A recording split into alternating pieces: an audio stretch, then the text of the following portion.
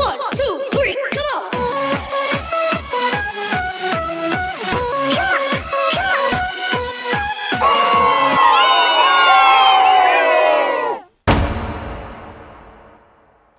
Assalamualaikum warahmatullahi wabarakatuh. Saya Nur Afrida, saya dari kelas 2B, Prodi S1 Farmasi Stikes Bakti Mandala Husada Slawi. Video ini saya buat untuk memenuhi mata kuliah toksikologi. Dalam video kali ini saya akan menjelaskan materi saya yang berjudul efek toksik suatu zat, meliputi prinsip umum efek toksik, spektrum efek toksik, dampak efek toksik, hubungan dosis dan respon, dan faktor yang mempengaruhi efek toksik. Dan kemudian akan ada pembahasan mengenai review jurnal. Baiklah, marilah kita simak video penjelasan berikut ini. Di sini saya akan menjelaskan tentang sifat efek toksik. Yang akan saya bahas di sini ada prinsip efek toksik, lalu ada spektrum efek toksik, kemudian dampak efek toksik, kemudian ada sifat hubungan dosis respon, dan yang terakhir yaitu faktor yang mempengaruhi efek toksik.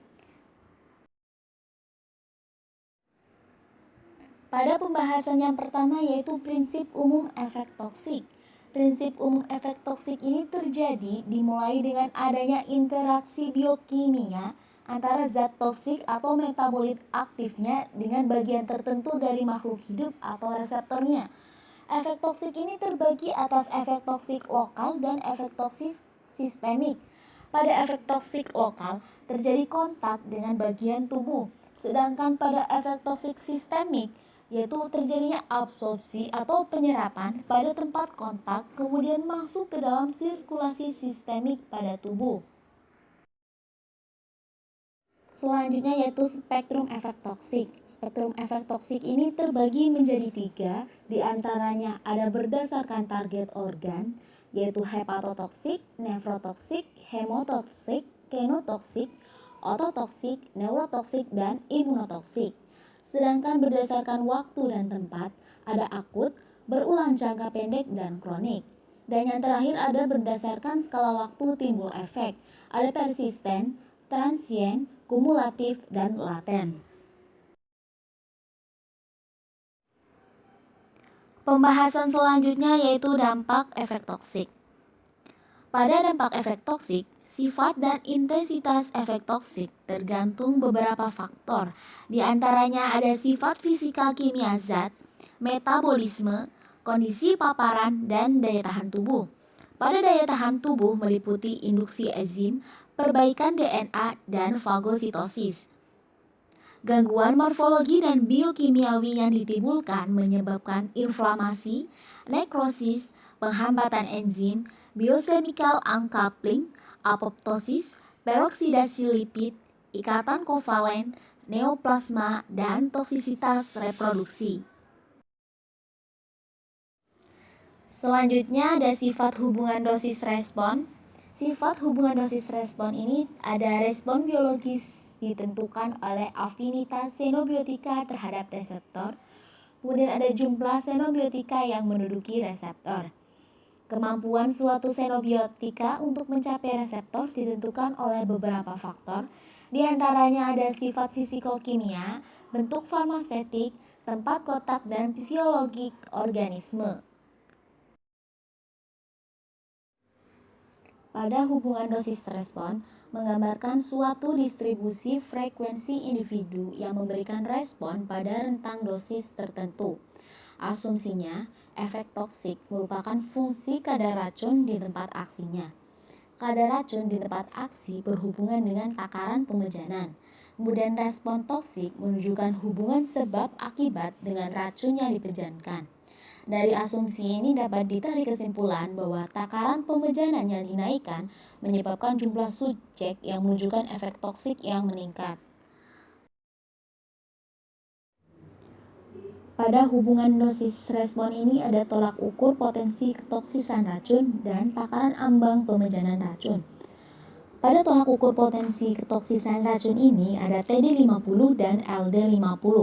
Pada TD50 atau toxic dose, yaitu jika efek toksik berupa perubahan biokimia, fungsional, dan struktural. Sedangkan pada LD50 atau lethal dose yaitu jika efek toksik berupa kematian. Dan pada takaran ambang pemecahan racun, yaitu takaran di bawah mana individu tidak menunjukkan efek atau respon toksik yang dapat terukur atau teramati, atau yang disebut dengan KETT atau kadar efek toksik yang tak teramati, sehingga menunjukkan batas aman ketoksisan racun. Selanjutnya pada pokok pembahasan yang terakhir yaitu faktor yang mempengaruhi efek toksik. Pada faktor yang mempengaruhi efek toksik ini terbagi menjadi dua, yaitu faktor manusia dan faktor lingkungan. Pada faktor manusia terdiri dari umur, status gizi, dan penyakit. Sedangkan pada faktor lingkungan terdiri dari suhu. Yang pertama kita bahas yaitu faktor manusia, yaitu pada umur. Pada umur, toksikan tertentu lebih banyak diserap oleh makhluk muda daripada makhluk dewasa. Misalnya, anak-anak dapat menyerap timbal 4-5 kali lebih banyak daripada orang dewasa dan dapat menyerap kadmium 20 kali lebih banyak. Lebih besarnya kerentanan terhadap morfin pada anak-anak disebabkan oleh kurang efisiennya sawar darah otak. Selanjutnya pada status gizi, biotransformasi utama dari toksikan dikatalis oleh sistem oksidase fungsi campur atau MFO di mikrosom. Defisiensi asam-asam lemak esensial dan protein biasanya menekan aktivitas MFO. Berkurangnya MFO berbeda pengaruhnya pada toksisitas zat kimia. Beberapa makanan mengandung cukup banyak zat kimia yang merupakan penginduksi kuat bagi MFO, misalnya safrol, flavon, xanthin, dan indol, serta DDT dan PCB sebagai pencemar makanan. Yang selanjutnya yaitu pada penyakit. Penyakit ginjal dapat juga mempengaruhi manifestasi toksik berbagai zat kimia. Efek ini terjadi akibat kacaunya fungsi ekskresi dan metabolik ginjal. Penyakit jantung yang berat juga dapat meningkatkan toksisitas beberapa zat kimia dengan mengganggu sirkulasi hati dan ginjal, sehingga mempengaruhi fungsi metabolik dan ekskresi alat tubuh ini. Penyakit saluran nafas seperti asma membuat penderitanya jauh lebih rentan terhadap pencemaran udara. Faktor yang selanjutnya yaitu faktor lingkungan, yaitu pada suhu. Perubahan suhu dapat mengubah toksisitas. Efek suhu lingkungan terhadap besar dan lamanya respon tampaknya berhubungan dengan reaksi biokimia yang bergantung suhu, yang berperan dalam menimbulkan efek dan biotransformasi bahan kimia itu.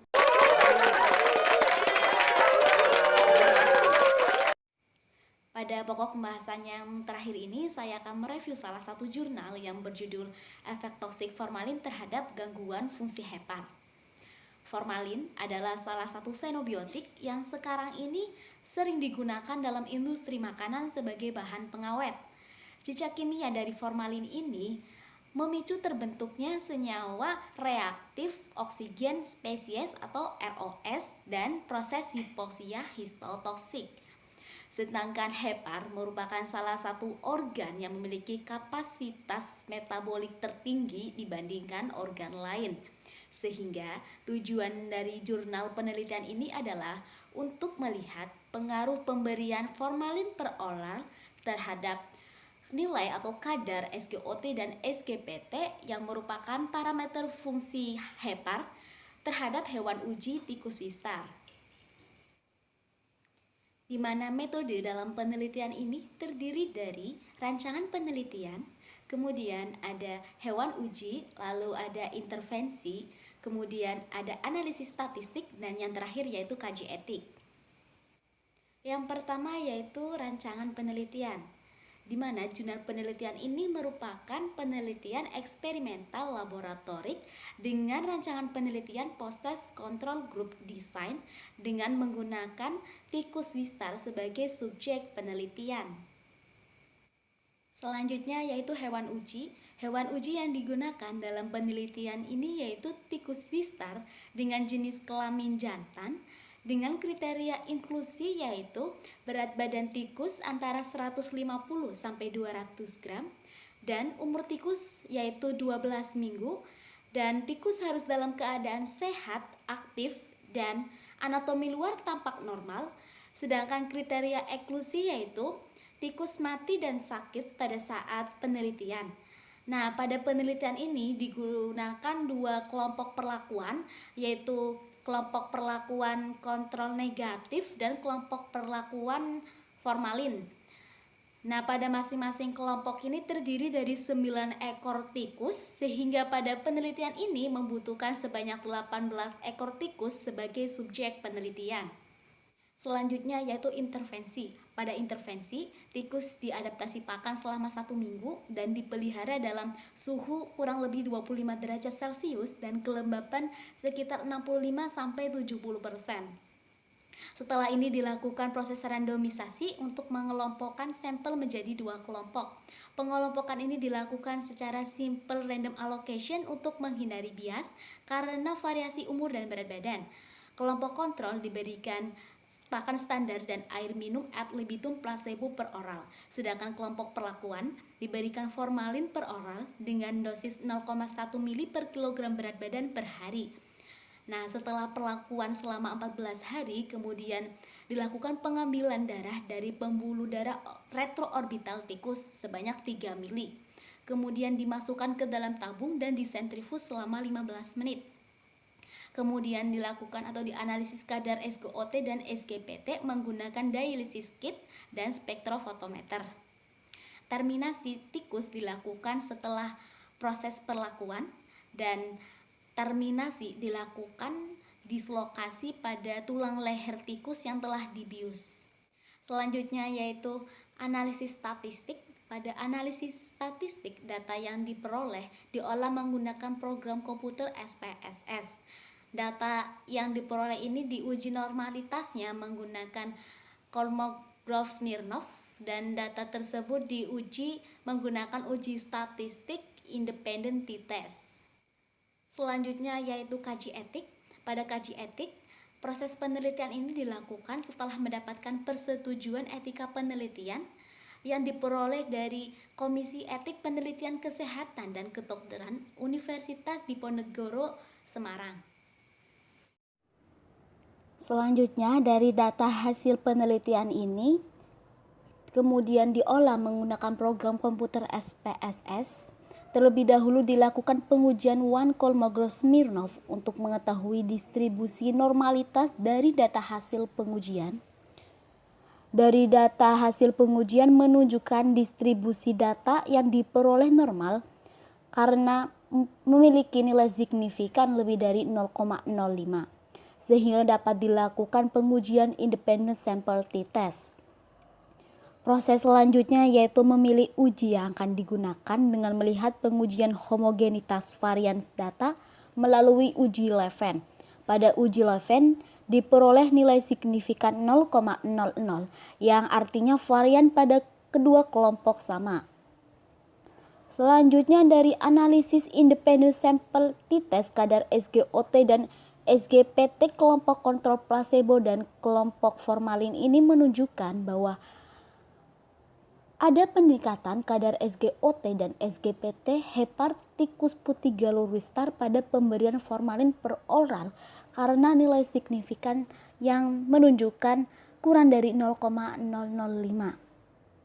Sehingga hipotesis tersebut sesuai dengan penelitian Alfon pada paparan ikan berformalin yang diberikan secara per oral selama 62 hari dengan dosis 0,2 ppm menyatakan bahwa sifat formalin akan langsung mengikat struktur DNA dan protein pada hepar selama 18,3 sampai 26,3 jam melalui pengukuran secara in vitro.